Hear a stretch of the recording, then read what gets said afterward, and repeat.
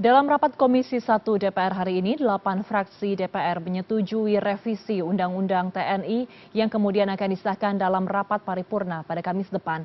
Pembahasan ini dilakukan di tengah-tengah kritik masyarakat mengenai kembalinya dui fungsi TNI dan juga petisi penolakan RUU TNI yang diinisiasi oleh Koalisi Masyarakat Sipil.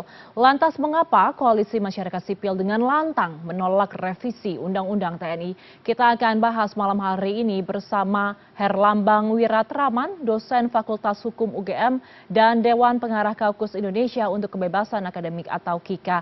Selamat malam, Pak Herlambang. Terima kasih banyak atas waktunya. Selamat malam. Baik, Pak Herlambang. Jadi berita hari ini akhirnya pembahasan mengenai revisi Undang-Undang TNI akan disahkan pada rapat paripurna. 8 fraksi menyetujui di Komisi 1 DPR. Lantas mengapa? Apa alasan utamanya penolakan dari revisi Undang-Undang TNI ini? Baik, makasih ya.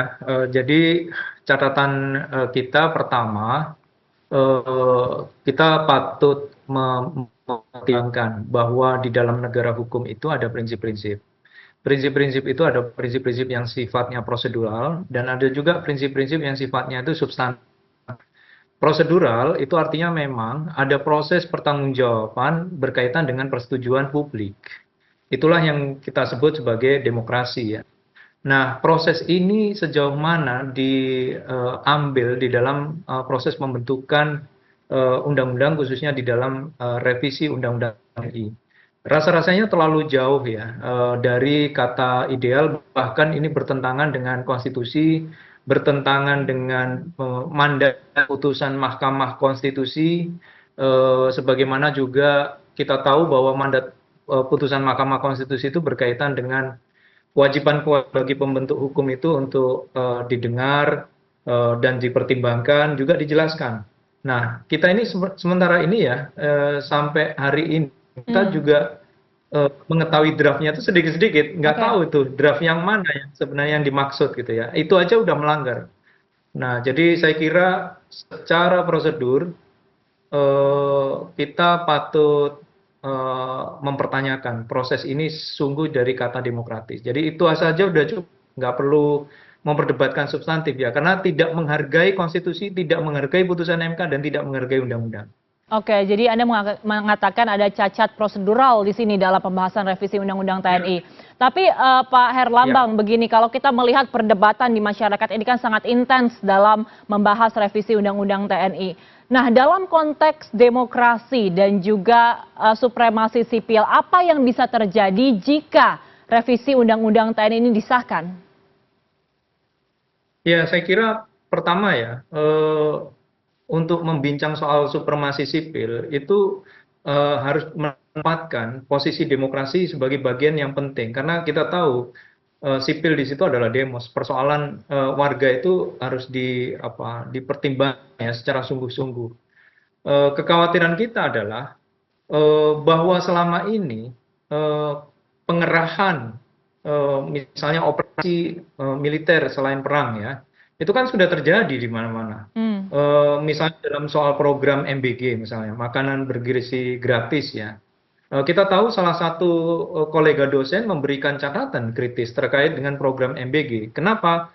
Karena ternyata program MBG ini ditangani secara militer, kemudian diupayakan memberikan makanan itu ke anak-anak di sejumlah tingkatan sekolah, dan ternyata anak-anak itu mendapati apa yang disebut oleh mereka intergenerasional trauma. Mereka trauma dengan kekerasan, trauma dengan apa yang telah terjadi selama ini ya. Misalnya dalam konteks Papua, kekerasan itu terjadi tanpa ada proses pertanggungjawaban. Belum lagi soal bisnis militer. Walaupun itu jelas di tahun 2004 kita memandatkan TNI tidak boleh berbisnis, faktanya kan jalan terus. Ada saja kasus perampasan tanah, kasus eksploitasi sumber daya alam, dan itu ada. Nah, pertanyaannya adalah bagaimana kita mau meyakini bahwa proses menempatkan TNI aktif di lembaga-lembaga kekuasaan yang di situ adalah jabatan sipil, itu bisa mempertanggungjawabkan itu. Sementara yang ada saja belum pernah ada proses untuk mempertanggungjawabkannya. Oke, Pak Herlambang, Anda Iya, sendiri kan, Anda sendiri juga mengajak masyarakat sipil untuk menolak revisi Undang-Undang TNI begitu ya. Tapi kalau tadi saya mengutip pernyataan dari DPR, mereka mengatakan bahwa sebenarnya tidak perlu terlalu khawatir karena sebenarnya draft yang beredar di sosial media dengan apa yang dibahas di Komisi 1 DPR ini sangat berbeda begitu. Anda pendapatnya seperti apa terkait pembelaan ini? ya itu kan DPR ya. DPR kan Hmm, nggak mau dengar rakyat sekarang ini. Eh, Misalnya, apa sih susahnya membuka draft? Ya, kita tahu aplikasi itu kan di apa namanya di kehidupan sehari-hari. Misalnya kalau mau pesan makanan misalnya pakai aplikasi kan kita tahu di mana trackingnya. oke. Nah, saya heran tuh kenapa nggak dibikin sistem yang sangat karena hak atas informasi itu hak asasi manusia dijamin dalam konstitusi. Ketika tadi saya mendengar ucapannya Pak Sufmi Dasko mengatakan bahwa draft yang beredar di medsos adalah bukan draft yang sedang dibahas. Itu kan bukan salah publik, karena publik tidak mendapatkan akses informasi yang jelas mana dokumen yang sebenarnya sedang dibahas. Jadi jangan disalahkan publiknya. Hmm. Kita balik menyalahkan apa namanya sistem yang tidak bekerja terkait dengan keterbukaan akses informasi. Padahal akses informasi adalah hak asasi manusia dan itu harus dijamin. Nah, bagaimana publik bisa berpartisipasi sementara akses informasinya nggak ada? Bagaimana kita percaya bahwa proses yang di dalam ini membuat kita tidak khawatir, sementara prosesnya aja sembunyi-sembunyi di hotel, dan itu prosesnya juga tertutup, nggak ada live streaming, nggak ada proses yang bisa dipertanggungjawabkan.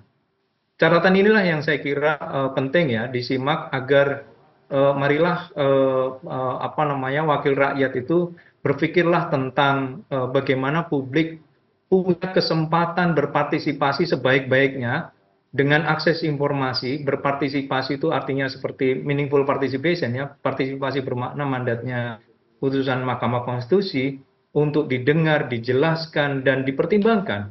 Nah, ini semua sudah nggak ada. Jadi bagaimana kita percaya atas ucapan tidak khawatir? Nah, itu poin kami semua. Sehingga kami Oke. semua merasa bahwa tidak relevan ini untuk disahkan karena menciderai prosedur sebagaimana kita tahu negara Indonesia adalah negara hukum. Oke, tidak relevan berarti informasi dari DPR. Tapi hari ini pagi tadi DPR RI mengajak beberapa koalisi masyarakat untuk bertemu audiensi di sana membahas tentang revisi Undang-Undang TNI. Anda melihatnya audiensi seperti apa yang dilakukan DPR pada hari ini? Ini telat tidak dilakukannya di tengah-tengah seperti ini, bahkan menuju akhir Ya sepertinya. tidak, ya saya tahu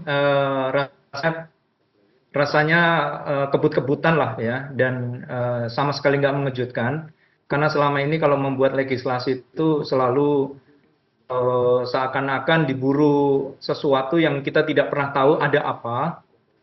Kemudian mengundang masyarakat sipil juga masyarakat sipil membincangnya seperti apa karena itu kan kita tidak tahu karena masyarakat sipil jelas menolak. Hmm, Nah, apakah penolakan itu dipertimbangkan? Jadi bukan soal ketemunya saja, tapi apakah pertimbangan dari masyarakat sipil atau desakan publik itu didengar?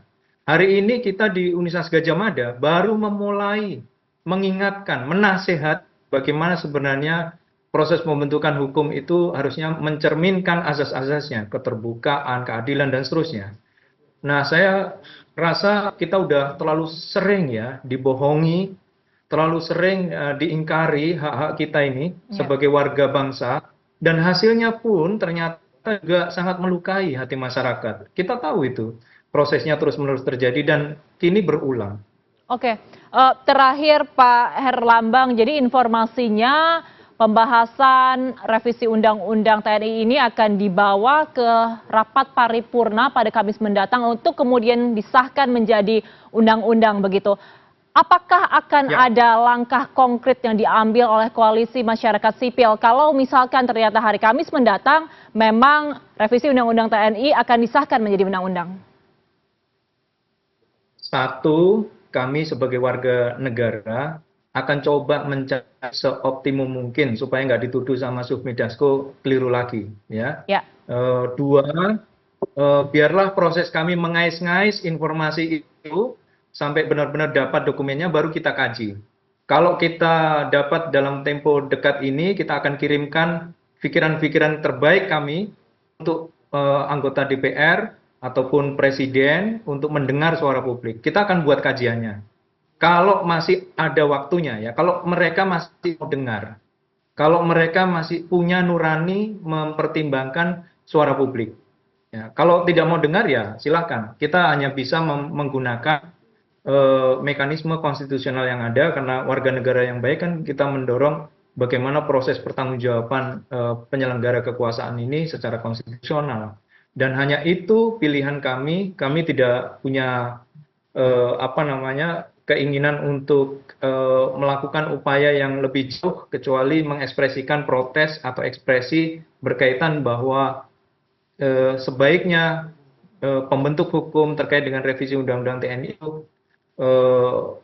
menghentikan dulu ya, dan kita coba duduk bareng lebih banyak orang yang bisa berkontribusi dan mudah-mudahan ini bagian penting supremasi sipil untuk demokrasi kita. Oke, baik, kita akan sama-sama mengawal bagaimana proses revisi Undang-Undang TNI ini. Kita berharap demokrasi Indonesia tetap terjaga. Terima kasih telah bergabung bersama kami Pak Herlambang Wiratraman, dosen Fakultas Hukum UGM dan Dewan Pengarah Kaukus Indonesia untuk Kebebasan Akademik atau KIKA.